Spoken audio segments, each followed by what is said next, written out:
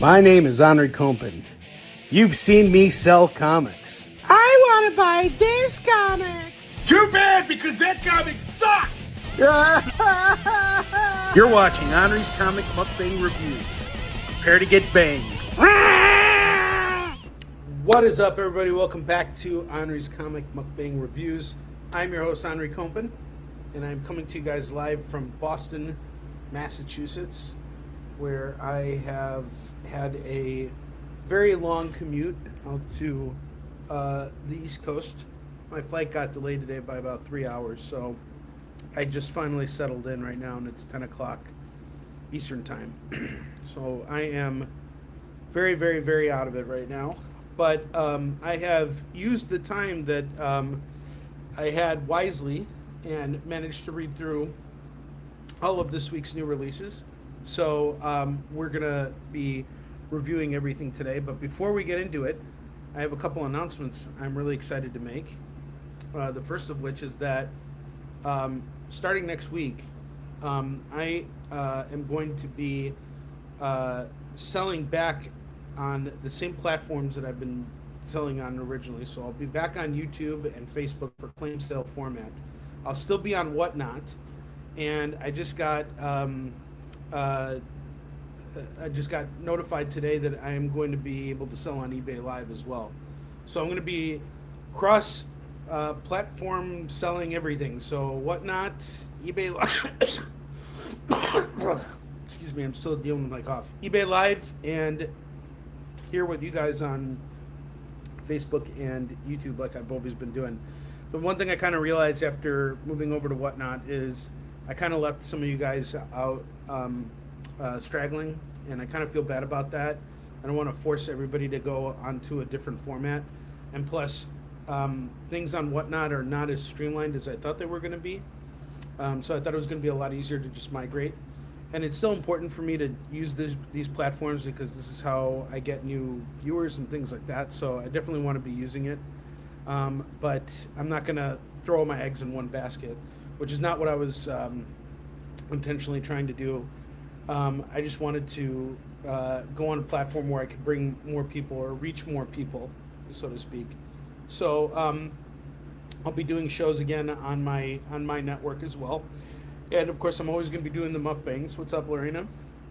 But I also got some other really amazing news. So yesterday, I had a really great conversation with J.M. DeMatteis, who was the editor on Marks, and I informed him that we are, hello everyone who's coming in, I informed him that we are going to be reissuing a new edition of Marks in 2027, and I asked him if he'd be willing to write a forward for us. So we're going to be putting out a hardcover edition of Marks featuring a forward by JM, and on top of that, I'm going to be adding in some extra content as well. We're thinking some script pages, art, things like that, some extra stuff in there to really beef it up. And we're going to put out a new cover, and it's going to just be absolutely gorgeous. We're going to do everything up in 2027 for Mark, so that's really awesome. I am currently in Boston for Fan Expo, and you guys can find me at the show this weekend if you are in the area. I will be at, trying to remember what my booth number is. Pretty sure I know what it is. Hold on a second. There's a very easy way to check this. All right.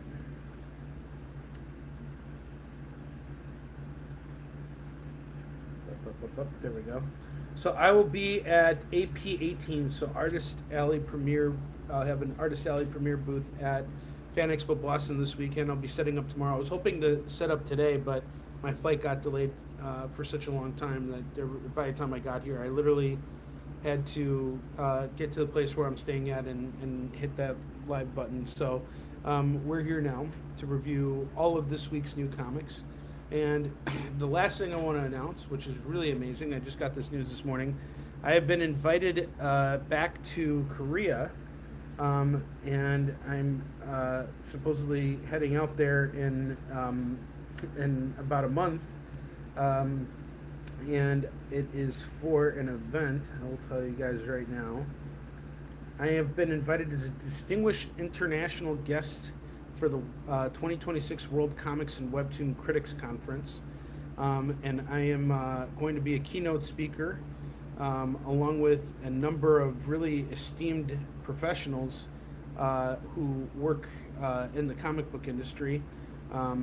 There is, from France, they have Laurent Giannotti, who is the chairman of the French Comics Critics Association. That's pretty awesome.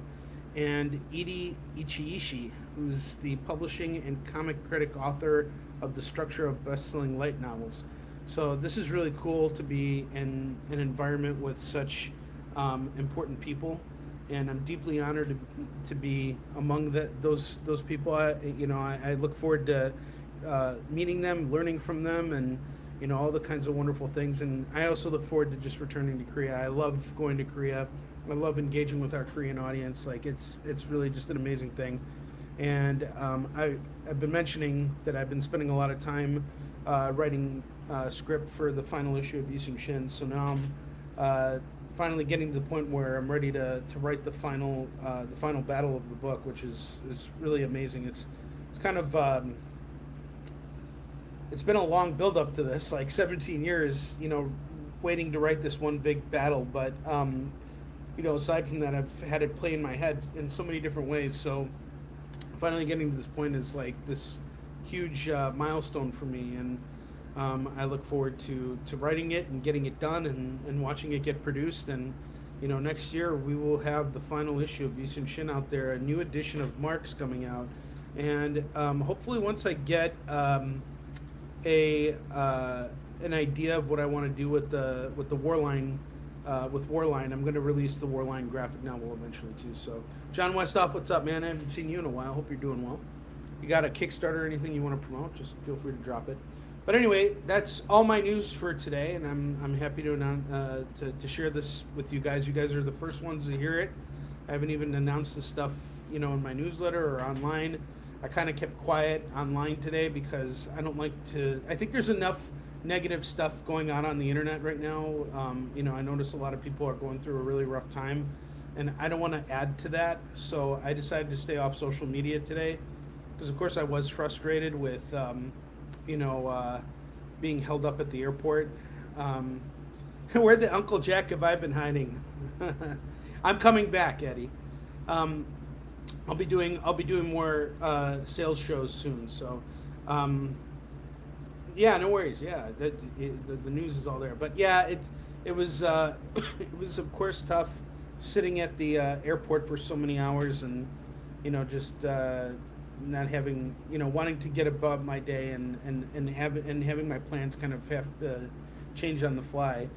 But what's the point of being another guy who's going to post about it on Facebook and complain about it? Honestly, the one thing that I think has been really interesting and hasn't been getting enough, information, or like there's not enough buzz about this, and I'm really ashamed. It really upsets me that there's not enough about this out there, because it's not enough that like pretty much every single news source has covered this already. It just isn't. But I feel like really upset that people aren't sharing this enough. And that's something that really upsets me. And what is that? Well, it's this.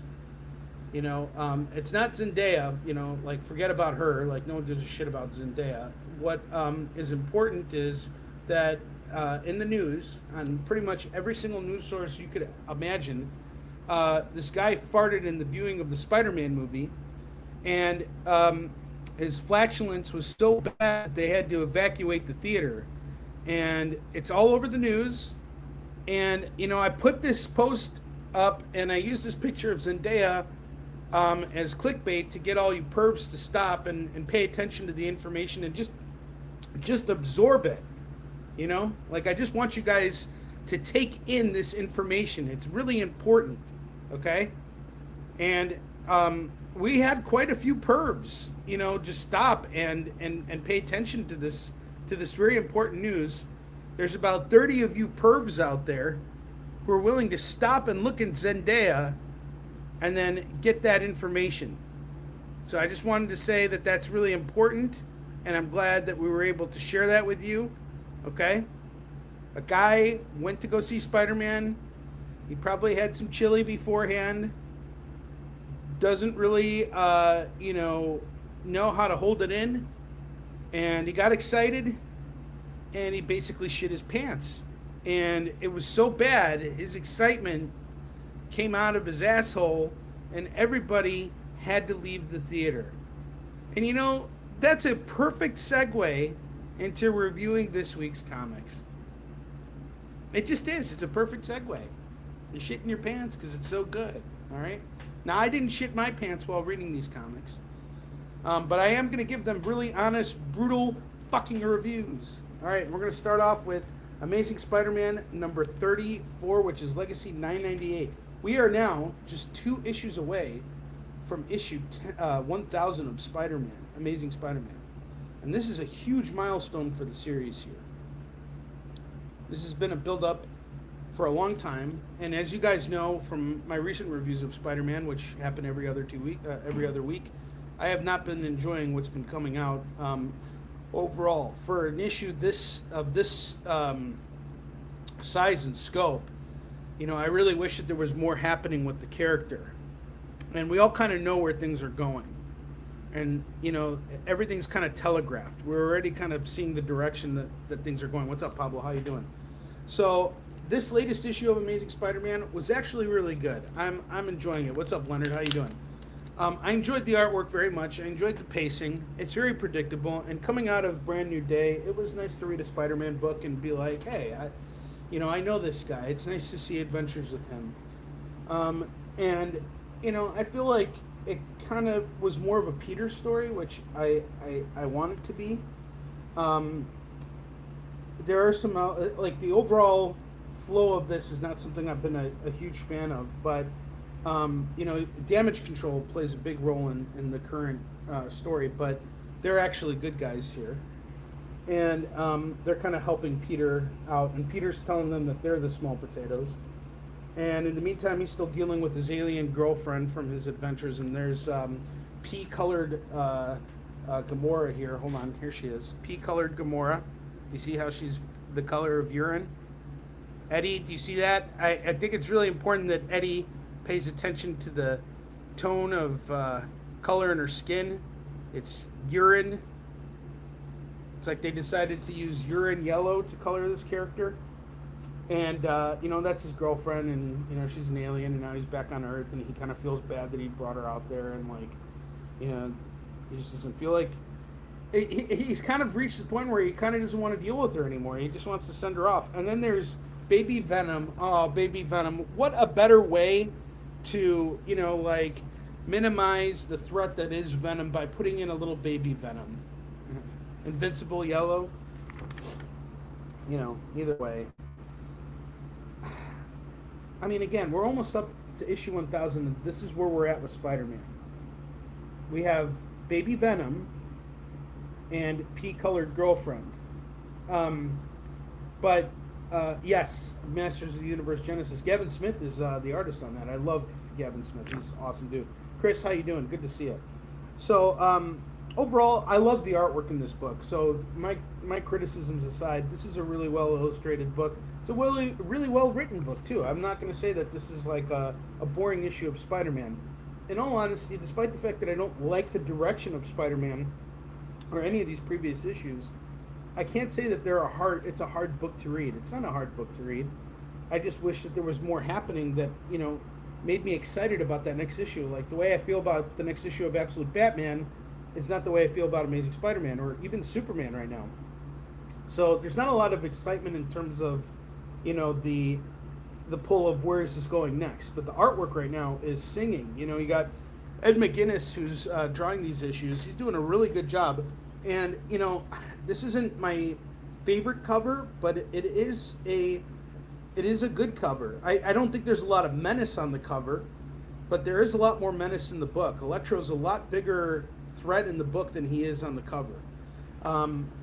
And yeah, I mean, there's just not enough suspense in Spider-Man. I couldn't take suspense. I had to go back and listen to your news, but I'm back now. Okay, cool. So, all right, I'm glad. So, yeah, this was all right. This is an average book. It's gonna get a 3 out of 5 for me.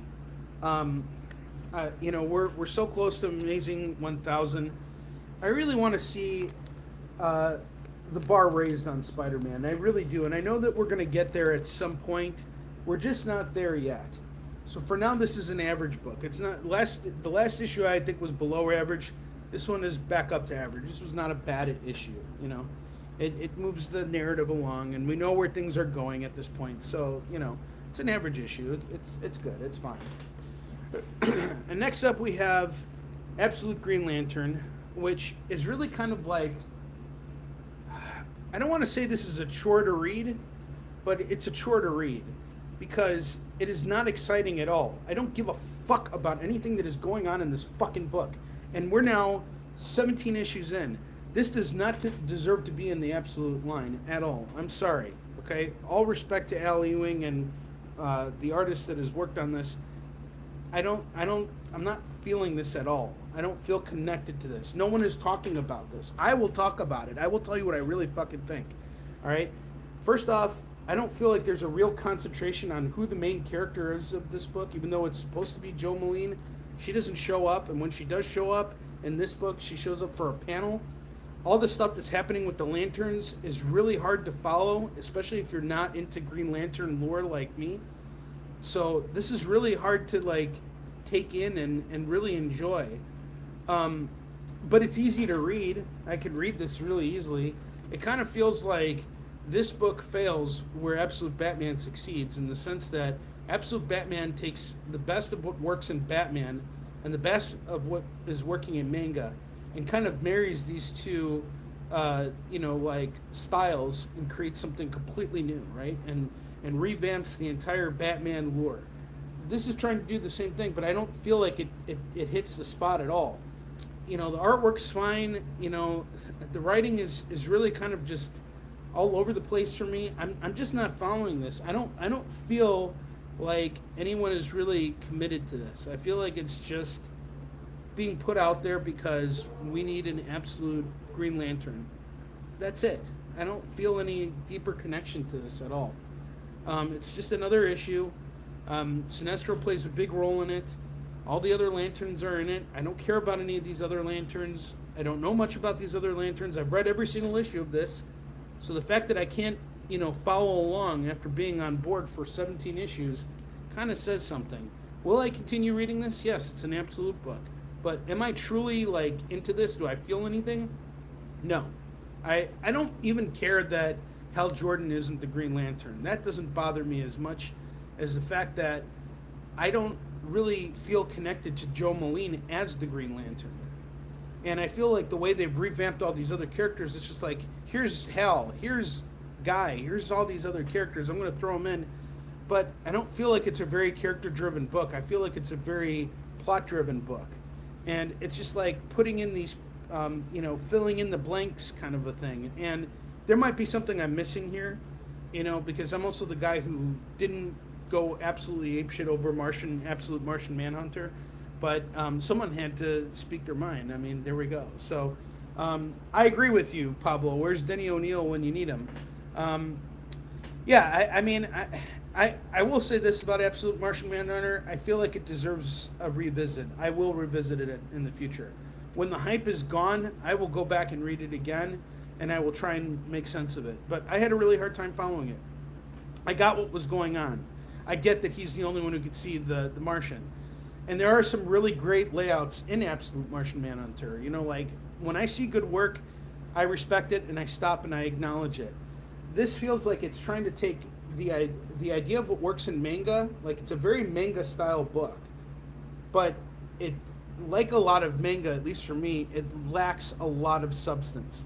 I just feel like manga is like, here's something that's really high concept, but when you're reading the actual books, it really lacks a lot of substance. But then the animes are really where the substance lies, And I kind of feel like we're losing that in Absolute Green Lantern. It kind of was trying to go for more of a horror feel, but I just wasn't feeling it. This is just another average issue of the book. I mean, again, I'm probably going to rate this a 2 out of 5 just because I really didn't care for it that much. It's a little below average for me. So that's where I'm at with Absolute Green Lantern. Next book we got here was actually really fantastic. The new series, The Dead Man. Now, books like this don't come along very often, right? You know, like, you look at the way a comic book publisher operates, and they have to think about a couple things. One, is this book going to sell? And two, what's it worth to produce the book, right? So Dead Man is not a character that is going to sell as well as some of the other DC titles, right? Like, you're not going to get the same numbers on Dead Man that you are on Batman or Superman or Wonder Woman, right? It's just, that's it.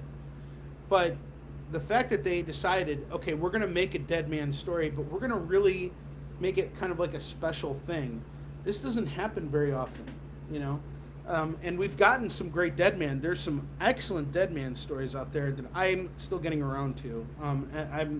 I read the first couple issues that Neil Adams did, and those are fantastic. I love that. I know the story of Boston Brand, and I think you need to know the story of Boston Brand in order to really be able to appreciate this book. And it does some really wild things. So now we're in the third issue, and Dead Man, for those of you guys who don't know, he was a carnival act. His name was Boston Brand, and he went by the act of Dead Man. And he would do these daring stunts, and one day he got assassinated, and then he was given power by an Indian god. I forgot I forgot her name. It's what's her name? The god, the Indian god. He gave him his powers. It's not Ganesh. What is it? Oh gosh, it's so annoying. Why can't I remember? Ramakrishna. Ramakrishna is the one that gave him his powers. You gave it 2 jerks on the Uncle Jack scale. Yes, 2 jerks on the Uncle Jack scale. That is right, Eddie. Eddie, we got to have you on for the show one of these weeks. You and Nope. But okay, so anyway, in this series, Boston is a custodian of the dead. And this boy dies, and now Dead Man has to save his soul. And he goes into hell with the boy.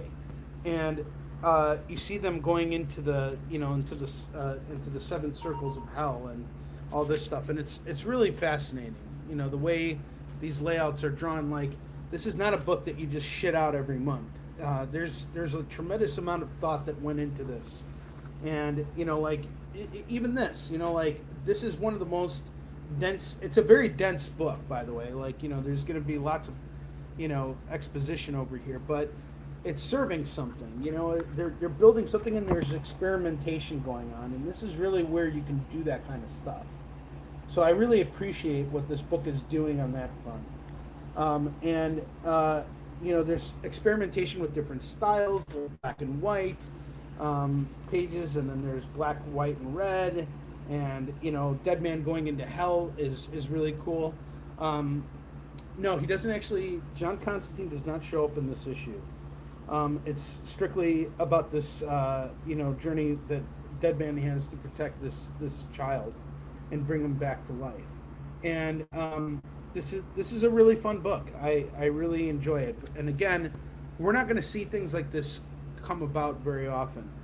My suggestion to all of you guys, I would wait for the trade on this one, because I think the trade would just be a much more easy, easy for digestion. It's like you just get the whole story in one shot. You can pick it up, put it down. It's kind of hard when you have read one issue and then you got to wait a month and then pick it up again. I've been able to follow the story pretty well. I like this. I'm giving this a 4 out of 5. This was, I just appreciate the kind of ingenuity that goes into this. I appreciate the fact that DC's still willing to take risks with characters like this and do really cool stuff. And kudos to the creators. Honestly, these guys really do deserve a lot more notoriety for what they're doing on this. And this is much easier to digest than, say, Absolute Martian Manhunter. And it is smart. It's a smart book. This is not for the passive comic book reader at all. So 4 out of 5 on this. All right, this next book shocked the shit out of me because I've been reviewing every single issue of this book and I've been fucking hating it. This issue, however, changed everything for me. And it's all because of the twist at the end. So, Moon Knight. We're on the current series of Moon Knight. It starts off with, Mark Spector's personality being locked up and surveyed by his enemy, and he eventually breaks away. And then he goes from that to, trying to free his friends from this this possessed house. It's like a demonic house, and he has to. He's trying to save his friends, so he recruits a new group of Midnight Suns, which includes Daredevil, Ghost Rider, and Onrie'S, Ghost Rider, Blade, and Clea Strange, who's Doctor Strange's wife. And they're going now to try and free everybody. This was such a shocking conclusion that it's one of those books where I was like, rolling my eyes. I felt very much the same way about this that I do about Absolute Green Lantern. I was almost snoring when I was reading this book. Like, I was snoozing. Sorry, not snoring, snoozing. I was almost falling asleep when I read this. But then I got to the end and I'm like, holy fucking shit. That was a great twist. Sign me up for the next book. This was a great read. 4 out of 5 on this. Really good work on Jed McKay's end. I'm shocked that he was able to throw me off. And I'm not going to spoil what happens in this book, but if you've been reading this Moon Knight, this is a great issue. This is where things really start to happen. And sometimes I find that a lot of books that I'm reading take a really long time to build up to something that is meaningful. This one finally did it for me. So kudos to the creative team and kudos to Jed McKay. Really nice work here. Next book we got here, Fantastic Four number 15. This is Legacy number 741. This issue will go down in history as my favorite issue of Fantastic Four ever. And I've read all of John Byrne's books. I am about to start Mark Waid's run again. And then I'm going to read Mark Miller's run and then Jonathan Hickman's entire run. Like, that is my Fantastic Four reading pile. And this is by far my favorite. And you know why? Spoiler alert. In this issue, Johnny Storm finally loses the mustache. Thank fucking God.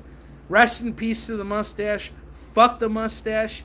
That mustache made him look like shit. He finally loses it. He loses it in all the right ways. This gets a 5 out of 5 for me. Humberto Ramos on the interiors and the cover. This is fantastic. And I can't say it enough. I've really enjoyed this series. When people tell me, oh man, Marvel and DC books suck these days, I gotta keep telling them that they're not reading the right books. This is one of those books you should be reading. Fantastic Four. Really great issue. Highly recommend jumping on this. 5 out of 5. A great story by Ryan North. Great artwork by Humberto Ramos. This is fantastic work. No pun intended. So Humberto Ramos is the regular on this. And he's come back for this anniversary issue.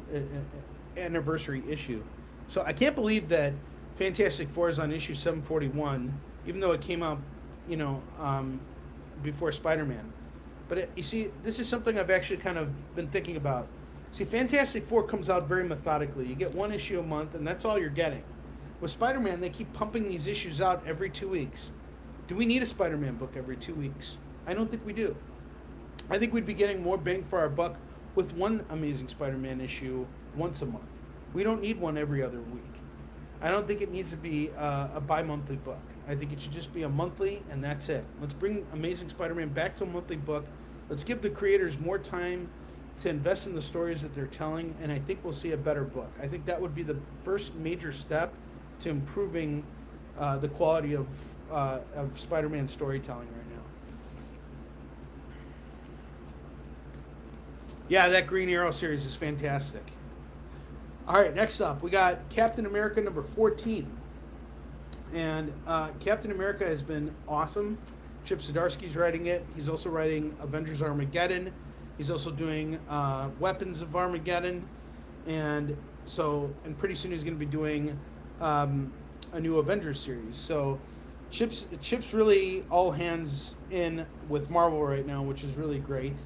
This series here harkens back to an issue of Fantastic Four during Mark Waid's run, where Doctor Doom sacrifices his love, Valeria, in order to get new armor and powers. And now he's in hell, and he runs into her, and they have a big confrontation. But this is a great issue because it peels back the layers of who Doctor Doom is. Captain America is in hell with him because he got pulled into it, and so they're forced to work together to bring down Mephisto. It's a very interesting run so far. I'm really digging where this is going. This gets a 5 out of 5 for me. I'm really loving Chip Zdarsky's writing. The artwork is normally Valerio Schiti, but they got another artist in here called Lima, and they did a good job. I no complaints on the art. So 5 out of 5. See, I've been very kind this week. Been very kind. Yeah, Cap has been great. Another great Marvel book is Iron Man. And the last issue of Iron Man I reviewed, I did not give it a favorable review. This book definitely redeems itself. So Iron Man number 8 gets a 5 out of 5 for me.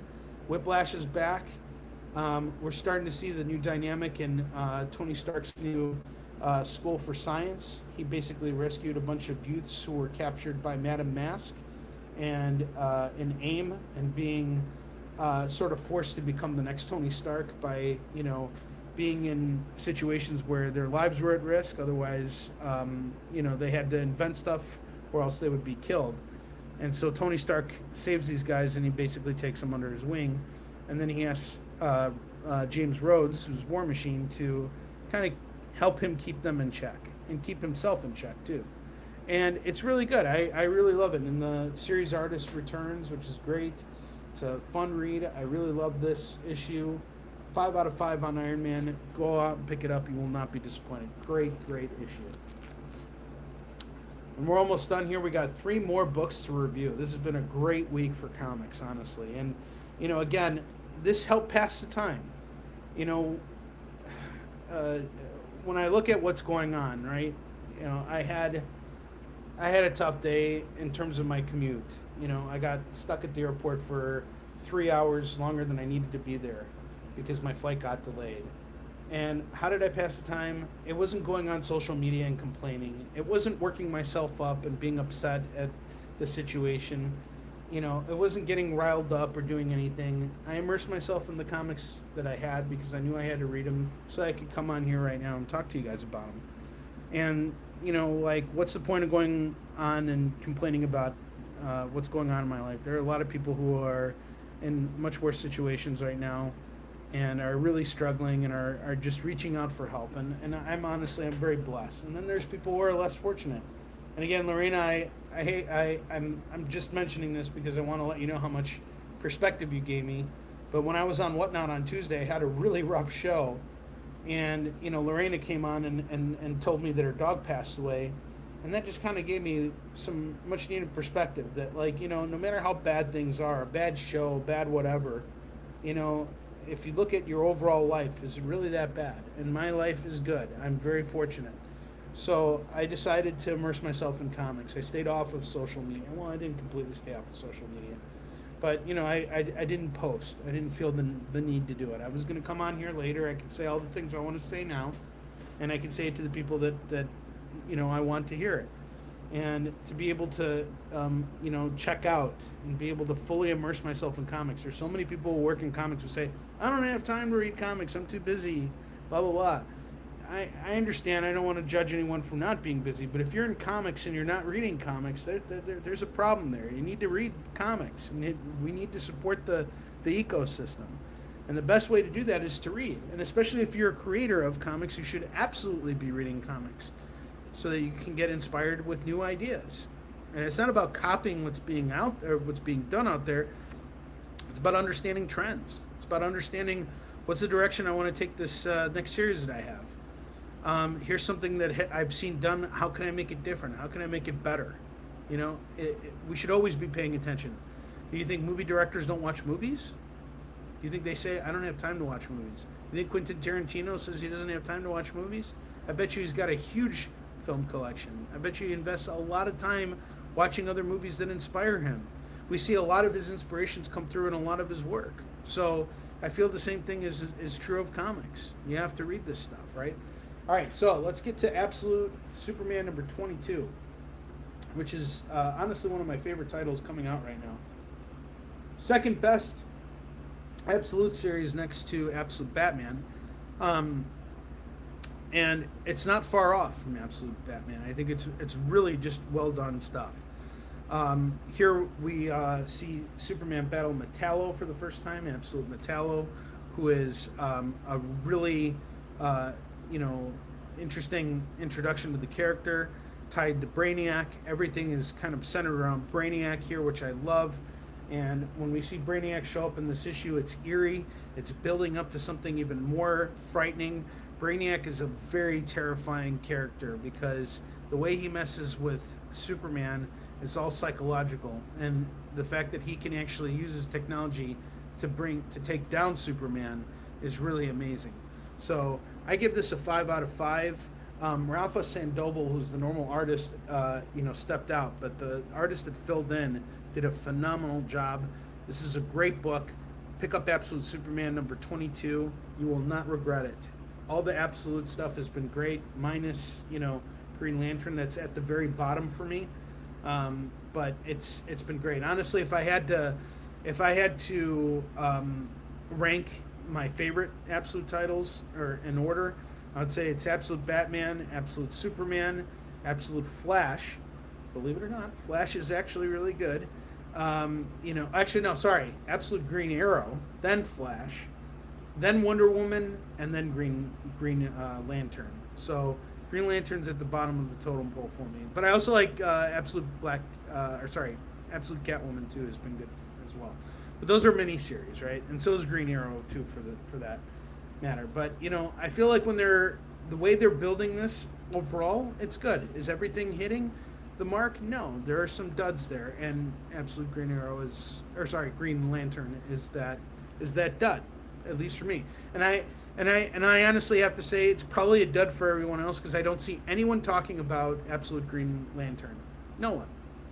And the sad thing about it is it's one of the only black-led books at DC right now. And the fact that it's not, I would have rather than have Jon Stewart be the lead on that book. I think that would have been a lot better. But the way they've gone about it, it's not as strong as it could be. All right, next up we got, I'm going to check the comments real quick here because I saw Lorena. I was glad I hopped on and hung out with you guys. I consider you all friends, and thanks for becoming so much of a recluse for years before COVID. Lorena, I have to say, you really make the community here. You are such an important part of it. I really appreciate it. Thank you so much for following me and for being everywhere I go. That really means a lot.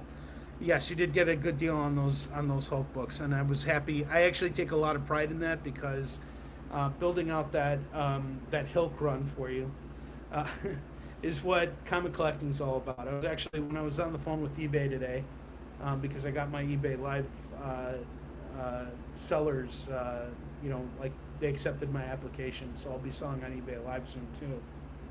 What they said to me was that they're looking for more community building. And I actually told them the story of those Hulk books. And that's what it's all about. It's creating that experience to where when you buy comics, you feel like you got a deal. I made a little money. You got something you wanted for a great deal, and you're happy. And that's something that is important to me. And every good dealer has that philosophy. That's I think the first rule of dealing is that you need to, price everything to move, not just simply so that you get it out the door or so that you make money, but so that the customer is enticed to want to come back and be a part of the community that you're building. And Whatnot has been a really tough community place to build community, but it's just how it is. And even the eBay Live guy was telling me, he's like, it's going to be a while. There's like a 30 to 90 day period where it takes a while because people need to get used to seeing your face on there. So it's going to take time, but I do believe that I'll find success on there, and I'll find success on Whatnot too. And it's all going to come because I've got people like you in my corner. So thank you so much, Lane. I appreciate it. Eddie, you too.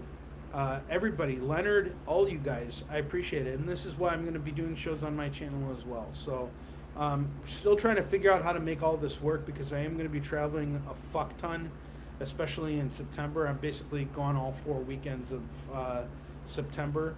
Now that I got invited to Korea, so this is going to be pretty intense. All right, we got 2 more books to review, and we got Batman number 12 here, which is the first official appearance of Verity Pennyworth, who is Batman's new butler, or sidekick or whatever. And honestly, as I read this book, I found myself wanting to learn more about this character.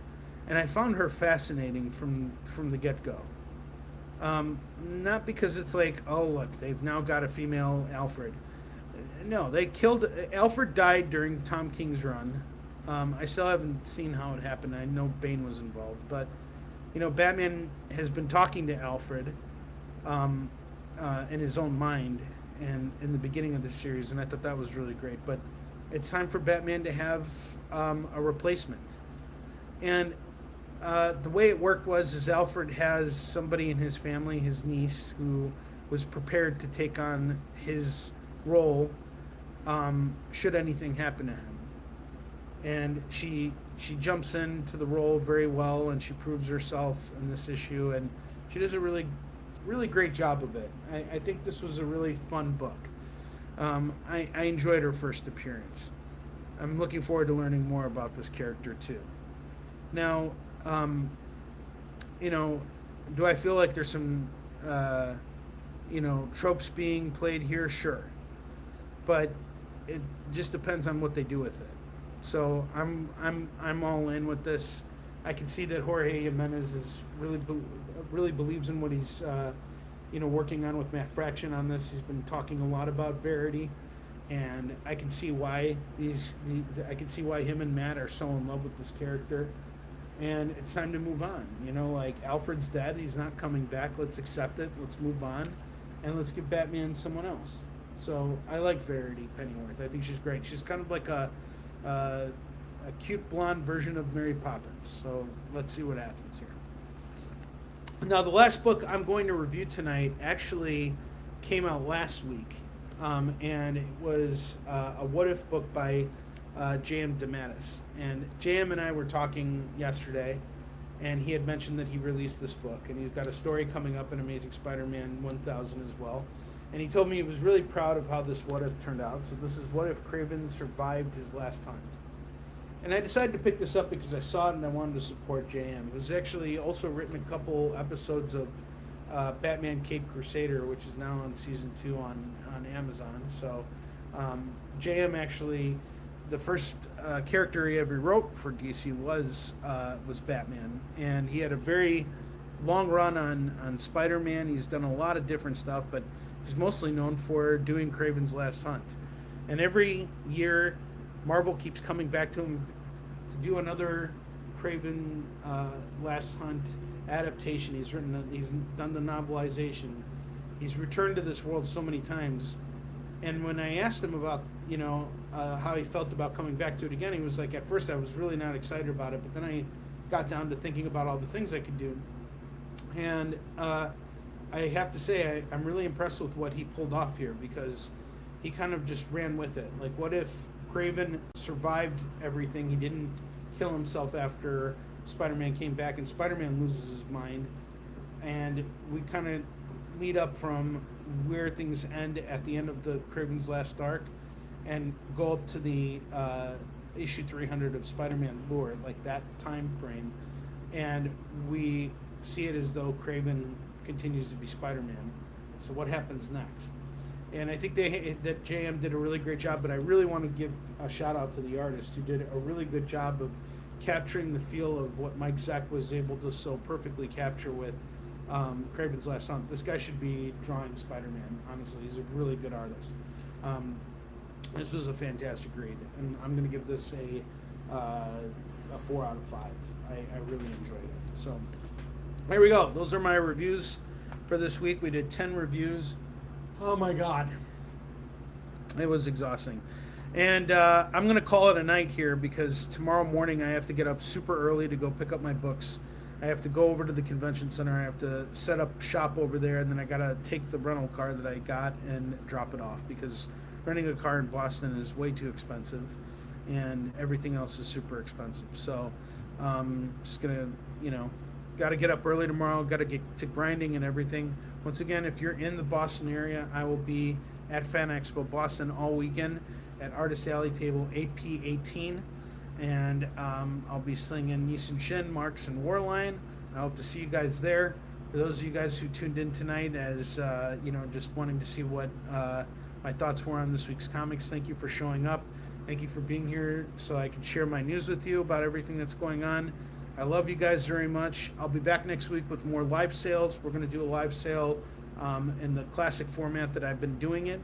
And I'll also be on Whatnot too, and pretty soon I'll be transitioning over to eBay too. So I look forward to it. Thank you so much, guys. You have a great rest of your week. Take care. Have a good one.